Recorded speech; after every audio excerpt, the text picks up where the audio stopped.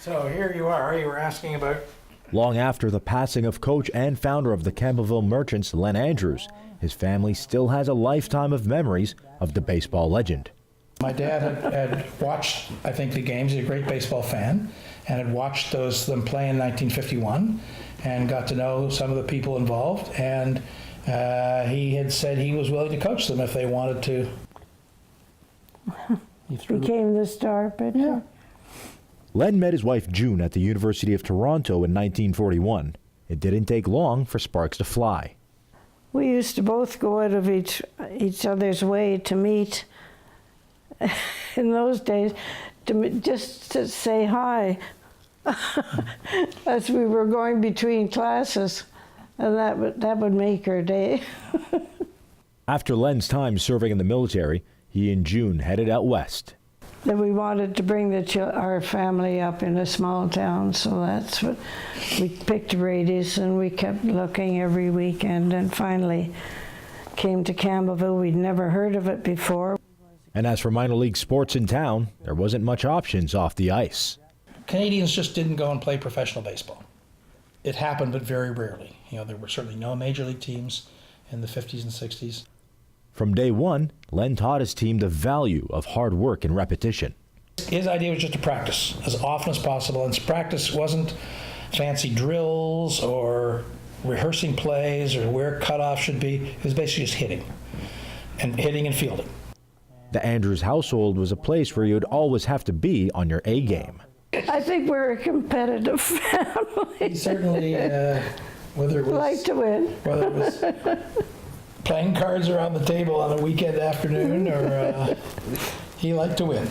And win they did. The attendance for games grew. Local businesses even began sponsoring the team, rebranding it as the Campbellville Merchants. It was clear that baseball had become a staple in the small town's culture. And the whole town, the whole village, supported them. On a Sunday for a game, you'd see everybody carrying their chairs down to the ballpark. Sunday was also the day the farmers didn't work because they went to church. And so they would go to church and then come to the ballgame. The Merchants' winning ways even started a little rivalry with neighboring towns. Well, I think it was the little guy against the big guy. Milton was the bigger town. They'd been around a long time. And the Milton Champion at that time didn't spend a lot of time covering all of the Halton County Baseball League. They would cover Milton. And then once Campbellville started playing, they would cover Campbellville. Initially, I think it was because my dad wrote up the games and sent them in. As players moved on with their lives, a local baseball team was no longer needed, but the lasting effect of Len's work carries on. I would say the friendship. It gave them a real sense of their own worth. They might be a farmer, they might be a factory worker, but they could accomplish something, and they did accomplish something. They, by and large, led good, productive lives, and I think a significant part of that was the confidence in themselves that they gained. In his retired years, Len began suffering from chronic pain. Multiple trips to the hospital always resulted in more questions. But in 2006, he finally got his answer. The day we first found out, we were all in the hospital, and the doctor just came in and said, "You've got stage 4 cancer, you've got so many days."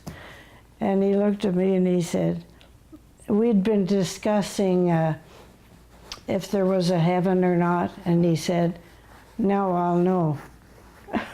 I said, "Well, let me know too."